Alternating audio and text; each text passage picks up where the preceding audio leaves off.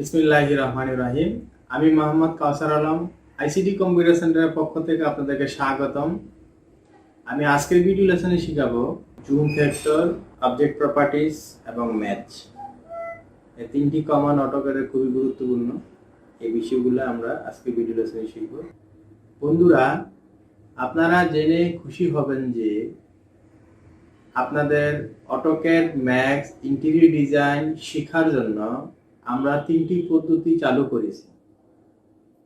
এক নাম্বার হলো ডিভিডির মাধ্যমে আপনারা অটোক্যাড, ম্যাক্স, ইন্টেরিয়র ডিজাইনের কোর্সটি সম্পন্ন করতে পারেন।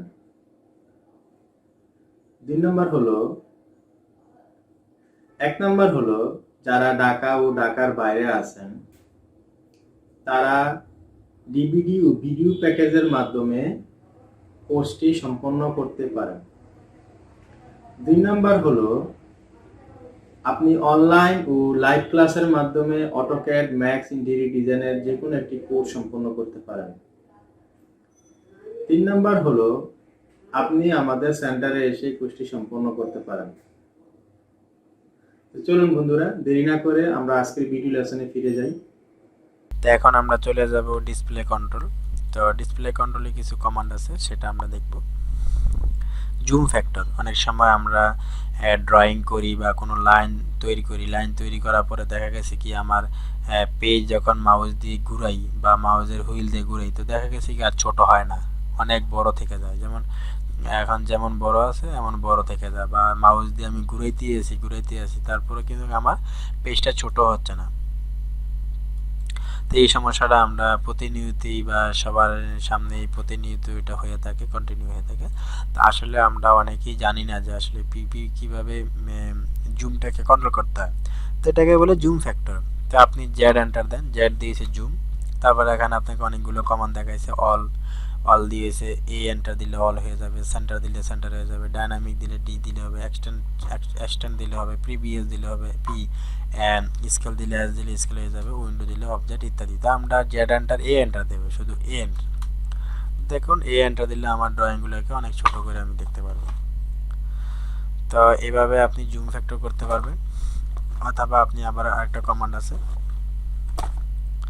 জেড এন্টার দিবেন, তারপরে C enter, Z enter, C enter, তারপরে কি বলছে specify center point, enter magnification আর হাইট।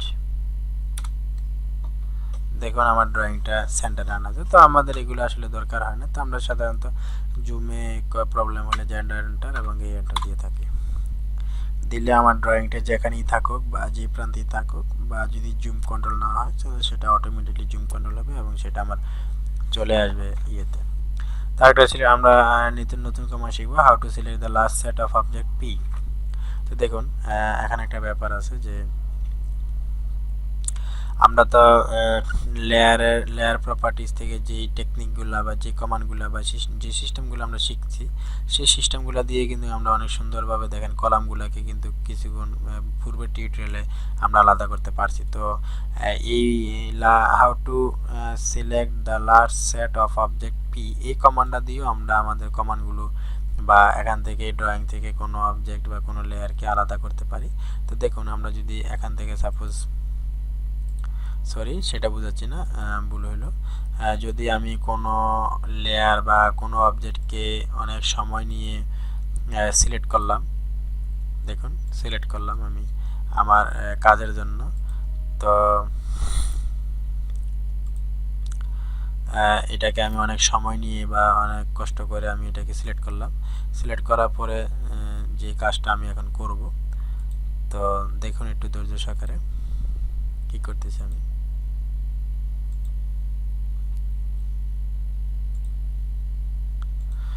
ওকে, আমার এতটুকুই দরকার। সাপোজ আমার এই পাশের জানালাগুলো আমার লাগবে। তো দেখুন আমি এখন কপি করলাম, সিইউ এন্টার কপি করে আমি এই পাশে নিয়ে নিলাম। ওকে, এখন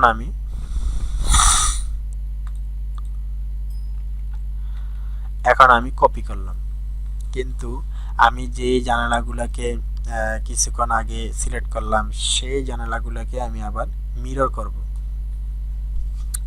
করব।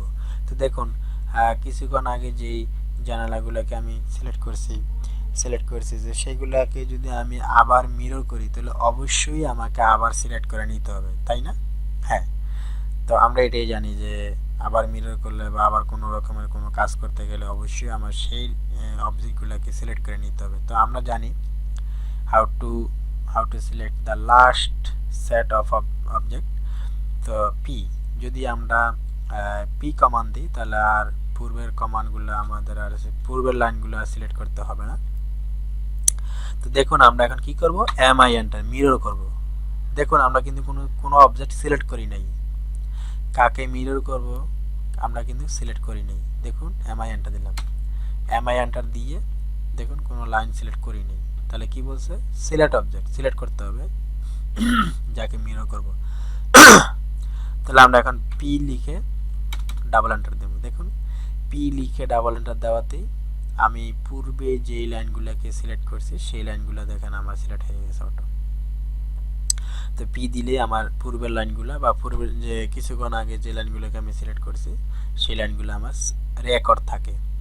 সেই রেকর্ডটাই আমরা অ্যাক্টিভ করার জন্য পুনরায় পি ডাবল এন্টার দিলে আমার এই রেকর্ডটা অন হবে এবং সেই সিলেক্টকৃত লেয়ারগুলো আবার সিলেক্ট দেওয়া হবে। তো দেখুন আমি এখন ফার্স্ট পয়েন্ট নিলাম, নিয়ে এন্টার দিলাম, দেখুন আমার লেয়ারগুলো বা অবজেক্টগুলো মিরর হয়ে গেছে। তো আমি আবার কি করব, রোটেট করব, আর ও enter, rotate P double enter, দেখুন আবার সিলেক্ট হয়ে গেছে। এখন আমি রোটেট করলাম, এই যে রোটেট হয়ে গেছে। তো আমি আবার এখান থেকে মুভ করব, তখন M enter P double enter, তো দেখুন এই লেয়ারগুলো আমার সিলেক্ট হয়ে গেছে, বা পি এন্টার দেওয়ানে আমার ওই লাইনগুলো আমার সিলেক্ট হয়ে গেছে। তো দর্শক বন্ধুরা আশা করি অবশ্যই বুঝতে পারছেন আসলে পি কমান্ডটা খুবই গুরুত্বপূর্ণ। আমরা যখন ড্রয়িংয়ে কাজ করি বারবার আমাকে একই জিনিস সিলেক্ট করতে হয়। তো অথবা আমরা লেয়ারে কিছুক্ষণ আগে যে লেয়ার প্রপার্টিজ বা লেয়ার টুলগুলো থেকে যে কমান্ডগুলো শিখছিলাম সিস্টেমে আমরা আমাদের এই যেভাবে কলামগুলোকে সরাইছিলাম বা আলাদা করেছিলাম সেই সিস্টেমও আমরা এটাকে সিলেক্ট করে আলাদা করতে পারি, তাতে কোনো সমস্যা নেই। কিন্তু এটা একটা টেকনিক বা এটা একটা সিস্টেম। আপনি আপনার ড্রয়িং থেকে কোনো লাইনকে একবার সিলেক্ট করতে পারলেই সেই সিলেকশনটাকেই রেকর্ড রাখে সে বারবার, এবং আপনি আপনার বারবার কাজগুলো পি কমান্ড দিয়ে সমাপ্ত করতে পারবেন বা পরিচালিত করতে পারবেন। আশা করি অবশ্যই বুঝতে পারছেন। এখন আমরা শিখব অবজেক্ট প্রপার্টিজ। তো আমরা অবজেক্ট প্রপার্টিজ আসলে সাধারণত পূর্বের ক্লাসে দেখাইছিলাম। অবজেক্ট প্রপার্টিজ না, এখানে লেখা আছে কিউ প্রপার্টিজ, কুইক প্রপার্টিজ। তো কুইক প্রপার্টিজ দিলেও কিন্তু আমরা সেটা পাই, তার চেয়ে বেশি ডিটেলস পাই যদি আমরা অবজেক্ট প্রপার্টিসে যাই। দেখুন যখন কোনো লাইনকে সিলেক্ট করে কন্ট্রোল 1 দিব, কন্ট্রোল 1 দিই, দেখুন এখানে আমরা সেটা দেখাইছি। এখানে আরো ডিটেলস দেখাইছে। এখানে নাম দেওয়া হয়েছে, এটার নাম কি, পলি লাইন। এই লাইনগুলোর নাম হয়েছে কি, পলি লাইন। এবং এটার লেয়ারের নাম কি, কালারের নাম কি সেখানে দেখাইছে। লেয়ারের নাম কি, উইন্ডো। লেয়ার টাইপ নাই, লেয়ার টাইপ এই এত আছে। তারপরে plot style by colour, line weight, এখান থেকে আপনি ইচ্ছা করলে কোনো লাইনকে হোয়াইট করতে পারবেন, যেটা আমরা এখান থেকে দেখাইছিলাম। তারপরে এখানে লেখা আছে থিকনেস, যেটা হচ্ছে আমাদের 3Dর জন্য, সেটা আমরা এখানে তো করবো না। কিন্তু এখানে আমাদের একটা খুবই গুরুত্বপূর্ণ কমান্ড আছে, এখানে লেখা আছে গ্লোবাল ওয়াইড। গ্লোবাল ওয়াইড, যদি আপনি কোনো যে লাইনটাকে সিলেক্ট করেছেন সেই লাইনটাকে যদি মোটা করতে চান, তো জিরোর জায়গায় কত ইঞ্চি মোটা করবেন, 5 ইঞ্চি। দেখুন আপনার লাইনটা 5 ইঞ্চি মোটা হয়ে গেছে। তো আপনি কোনো লাইনকে এইভাবে মোটা করতে পারেন, আবার কোনো লাইনকে পিএল এন্টার দিয়ে ডাব্লিউ এন্টার দিয়ে ওয়াইডও করতে পারেন। আমরা যেটা গত পূর্বে আমরা দেখাইছিলাম কোনো না কোনো এক পর্বে, তো আপনারা অবশ্যই দেখে নেবেন পিএল দিয়ে কীভাবে লাইন মোটা করা যায়। অথবা আমরা লাইনটাকে এখান থেকে এই বাই লেয়ার থেকে আমরা এখান থেকে মোটা করতে পারি। তো আসলে এক এক জায়গা থেকে মোটা করার তারতম্য বা তাৎপর্য এক এক রকম। যেমন আমরা পিএল এন্টার দিয়ে যেটা লাইন মোটা করতে পারি সেটার সেটা আমরা বিভিন্ন শেপে পরিণত করতে পারি, যেমন লাইনের আগা মোটা, গোড়া চিকন, এভাবে করতে পারি। কিন্তু এখান থেকে যদি আমরা গ্লোবাল ওয়াইডে করি তাহলে সেটা কিন্তু হয় না, সেটা হচ্ছে আগা করা সমানই থাকে। অথবা বাই লেয়ার থেকে যেটা আমরা করি সেটা হচ্ছে আমরা লাইনটা আগা করা সমান থাকে। তো পলিলাইনেরটাই বেশি গুরুত্ব। আমরা যদি আগাগোড়া সমান রাখতে চাই কোনো লাইনের ওয়াইডের দিক থেকে, তো সেটা আমরা গ্লোবাল ওয়াইড থেকে করতে পারি অথবা বাই লেয়ার থেকে করতে পারি, সেটা তাতে কোনো সমস্যা নেই। তো বন্ধুরা, আশা করি অবশ্যই লেয়ার প্রপার্টিস বা অবজেক্ট প্রপার্টিসের কাজ কি সেটা আমরা বুঝতে পারছি। তো এভাবে আমরা কাজগুলো সম্পন্ন করব।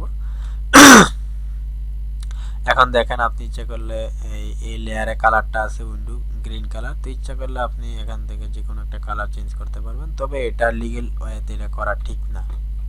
দেখুন, এইরকম কাজ করলে সমস্যায় পড়তে হয়। দেখুন, অনেকের প্রশ্ন থাকতে পারে যে আমার উইন্ডো লেয়ারে কালার দেখাচ্ছে গ্রিন, কিন্তু বাস্তবে অবজেক্টের মধ্যে দেখাচ্ছে সাইন কালার, সমস্যা কি? তো সমস্যা রয়েছে এই, আপনি কালারটাকে নিজের মন মতো করে আপনি চেঞ্জ করছেন, সেই জন্য এমন দেখাচ্ছে। তো আপনার সবসময় থাকবে বাই লেয়ার। বাই লেয়ারে যদি থাকে, বাই লেয়ার মানেই তো বুঝতেছেন যে লেয়ার দ্বারা, বা লেয়ারে যে কালারটা থাকবে বা লেয়ারে যেমন সেটিং থাকবে ঠিক সেমনই ডিসপ্লে তো দেখাবে। তো এটাই বোঝাচ্ছে। তো দর্শক, আমরা এখন শিখব ম্যাচ প্রপার্টিস। ম্যাচ প্রপার্টিস তো আমরা পূর্বে এই কমান্ডে দেখাইছিলাম, তারপরে আমার সিলেবাসে আছে, সেটা আমি আরেকবার দেখাই নিব। ম্যাচ এন্টার, ম্যাচ কমান্ড হয়েছে এন্টার। তো দেখুন, এই লাইনটা, এই ওয়ালটাকে সিলেক্ট করলাম, ওয়ালটাকে সিলেক্ট করে আমি যদি এই ডোরের কালারে ক্লিক করি, দেখুন ওয়ালটাই আমার ডোরের কালার হয়ে গেছে এবং সেটা ডোরটাই আমার ওয়ালের কলামে হয়ে গেছে। তো আশা করি অবশ্যই বুঝতে পারছেন। দর্শক, আমরা এই পর্ব আর বেশি দেখাবো না, এখানেই বিদায় নিচ্ছি। আর যাবার আগে অবশ্যই বলে যাচ্ছি যে আপনারা আমার চ্যানেলটাকে সাবস্ক্রাইব করতে